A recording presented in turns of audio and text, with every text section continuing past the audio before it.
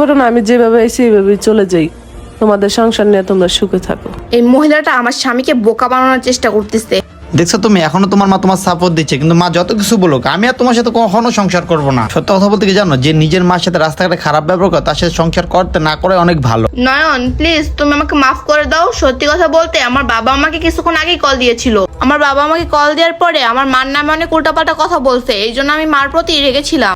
কি বললা তুমি? তোমার মার প্রতি রেগেছিলা? যাচাই বাছাই না করে তুমি তোমার মার প্রতি কিভাবে রেখে থাকো? তোমার বাবা ফোন দিয়ে কি বলছে না বলছে এটাই তুমি বিশ্বাস করলা? আর যাই হোক, সত্য ঘটনা কি জানো, তোমার আব্বার জায়গায় অন্য কেউ ফোন দিয়ে বলতো না তোমার হাজবেন্ড একটা খারাপ লোক, তুমি কি সেটাই বিশ্বাস করতা?